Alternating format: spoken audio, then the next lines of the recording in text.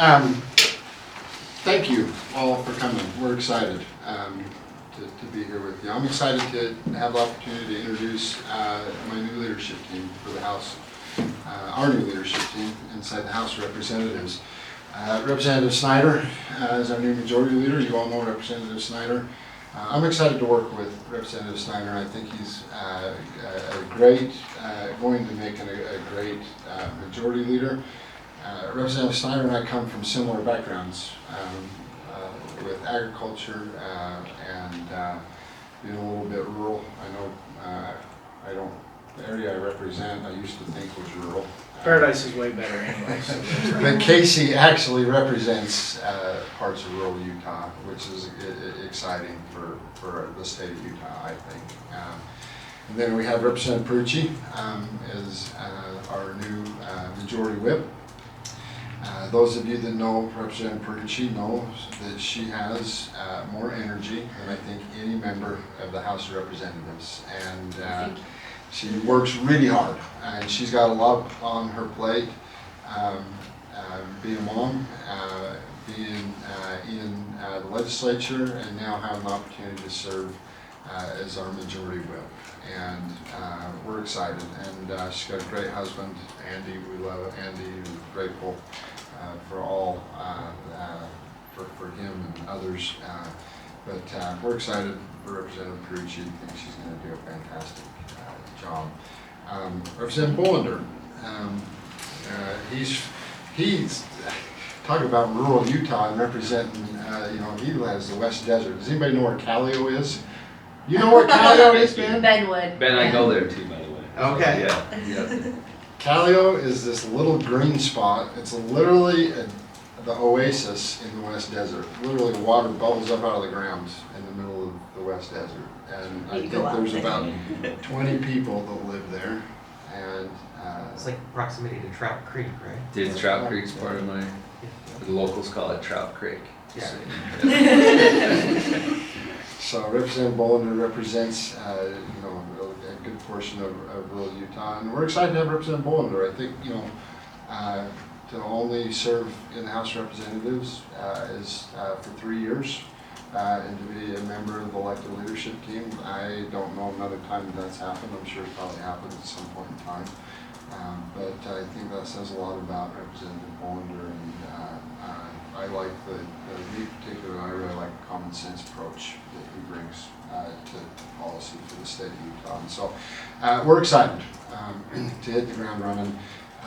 They've been working really closely with our caucus over the last couple of weeks since they've been elected to really try to narrow down some of our policies, and I'll let Representative Snider talk about that when we're ready. But some of the policies that we see as facing the state that we're going to work closely on over the next year to address the needs and to keep Utah leading the nation on so many fronts. So I don't know, does anybody have anything they want to say before we go to questions? Or no, just grateful for the opportunity to serve here with some fine folks and to work with some great people in the House. We have a great team in the House. I think it's the superior body, especially as compared to the Senate, and we just have some great people working here, and we're ready to do the work that the people sent us here to do. Pierucci, anything you want to add? I think you summed it up. Yeah. Absolutely. Speaker, questions. and anyone else who wants to weigh in, what are your thoughts on the shooting during the No Kings protest? Well, we'll open it up to anybody, but one, it's any violence of any sort is terrible, and you contrast that with the stuff in Minnesota, and it's sad right now, and I think it speaks a little bit to the times that we're living in, I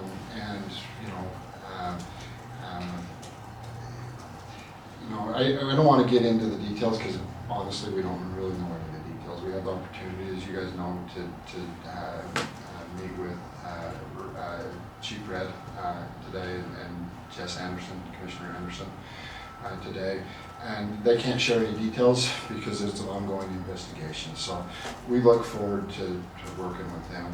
I just want to add though, I'm really proud of the way Salt Lake City and the state of Utah came together to make sure that there wasn't violence. I'm proud of the organizers of the protests. That was important to them, that they didn't have violence. And I really felt like overall things were pretty good. There is that one incident that's sad, and we certainly condone any type of violence. We look forward to getting more information as it becomes available and sifting through what went wrong or what are the issues. So. What did the commissioner and the chief share with you guys during closed caucus? If not, details would be necessary. There was no details on any of that. We talked a little bit about homelessness. We talked about the transition. Chief Fred spoke very highly of Salt Lake City and the support that he's received from Salt Lake City. Talked a lot about the collaboration between Salt Lake City and the DPS, the state of Utah. I think that's great, having that collaboration between the capital city and the state of Utah to protect and make public safety, put public safety first. And I mean, that's one of the biggest things that we've heard from both sides of the aisle in regards to public safety in our capital city. And we're grateful for that. We're grateful for the steps that Mayor Mendenhall's taken, and those were some of the things that we're talking about. Commissioner Anderson, though, did speak about your personal security in light of the Minnesota issue. So what do you have to say about that? I mean, is that something that is top of mind for a lot of lawmakers right now? It is something that I think is always top of mind, and I want to,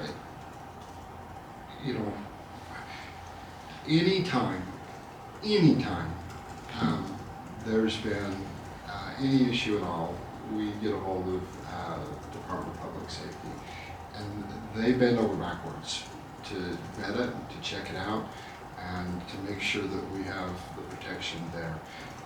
There's been times when the officers have stayed across the street from my house, or stayed right there in my, and many members of our body as well.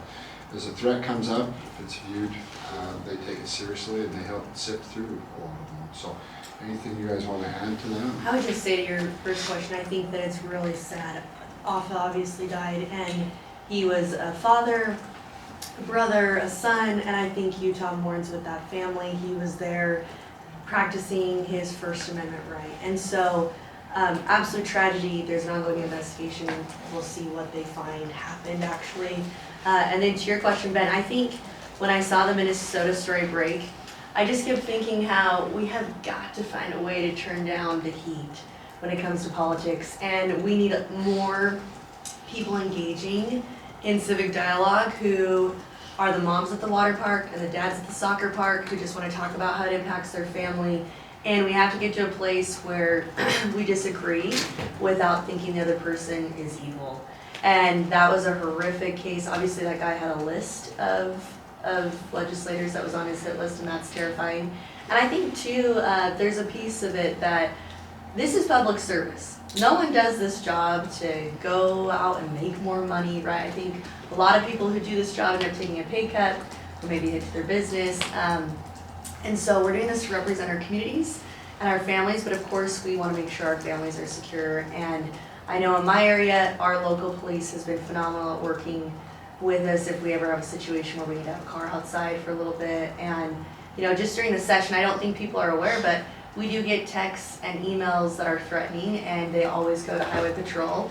But I just think we have to get to a place where that isn't as frequent. I don't think it's appropriate to have that. On the subject of these shootings in Minnesota, Senator Lee has taken a lot of flack for his tweets about it. What are your thoughts on that? To be honest with you, I don't get on Twitter, so I haven't even read that. I've seen a little bit about it. I don't want to, if I get on Twitter and look at what people say about me, it puts me in a bad mood, so I don't even get on Twitter, so. That's probably healthy. Yeah.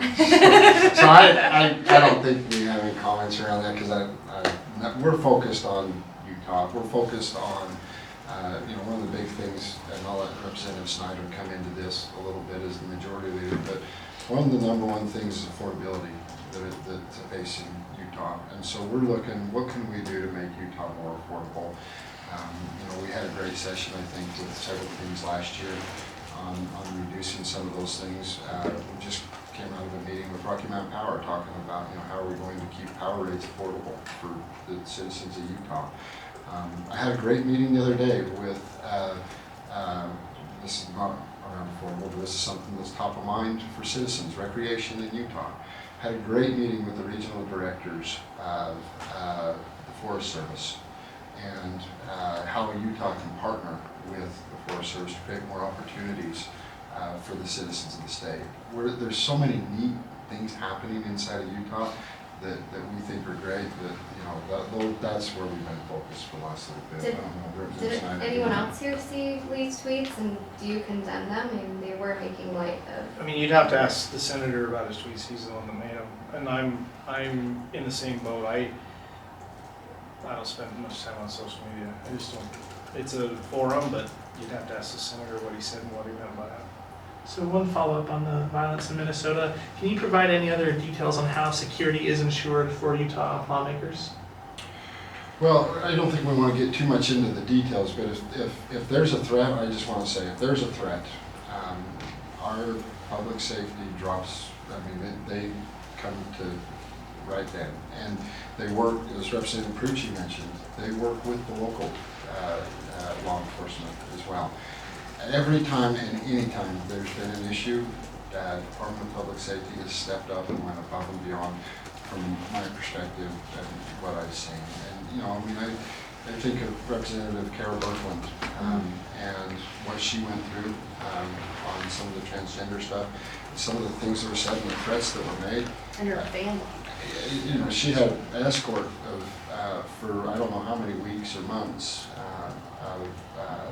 from the Highway Patrol, as well as working together with the sheriff in Morgan County.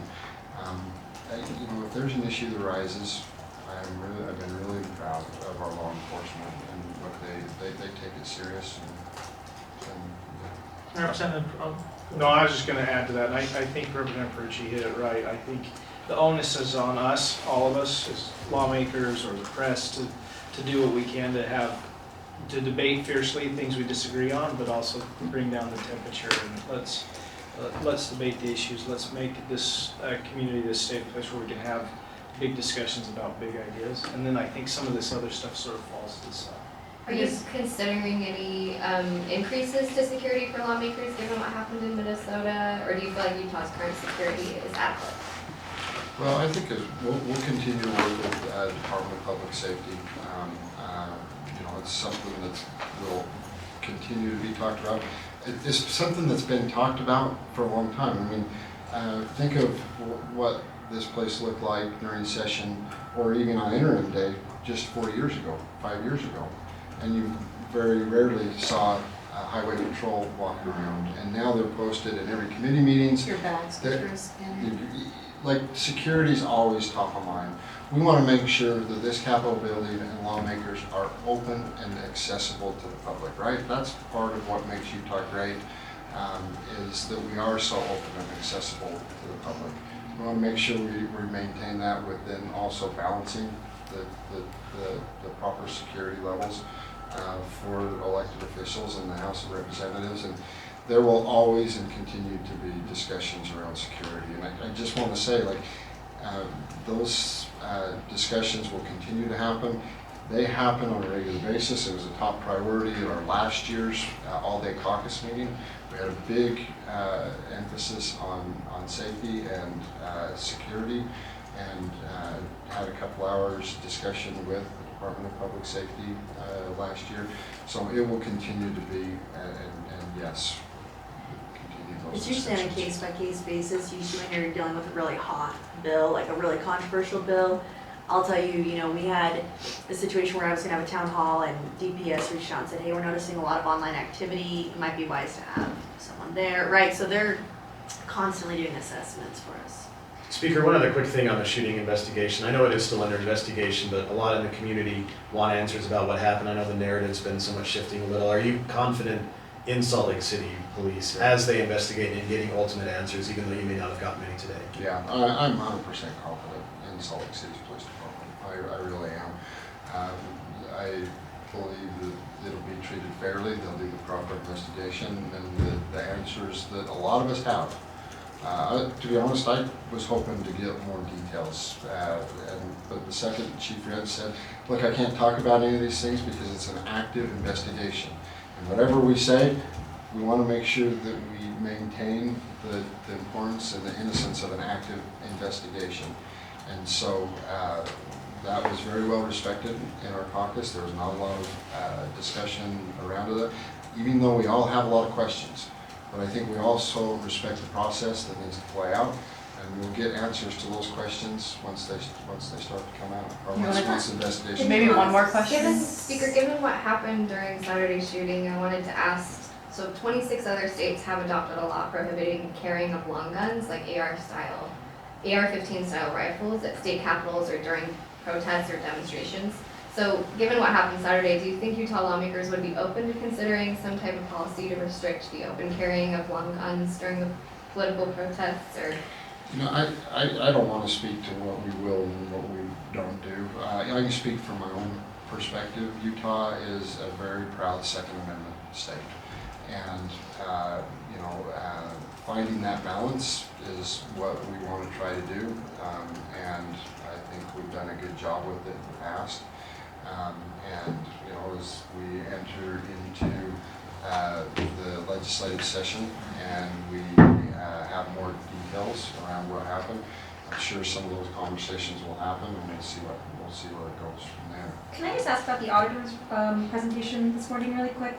She presented a couple audits, both related to signature gathering. One of her conclusions was that all candidates they looked at, including Cox, were statistically likely to have received enough valid signatures. Do you think that'll put the Lyman camp complaints to rest once and for all? Well, I don't know the answer to that. No, I think that the Lyman camp has a lot of concerns. I think that's one of them. I don't think that'll resolve their concerns, no. I do think, though, that the best thing that we can do is whatever we can to ensure that the public knows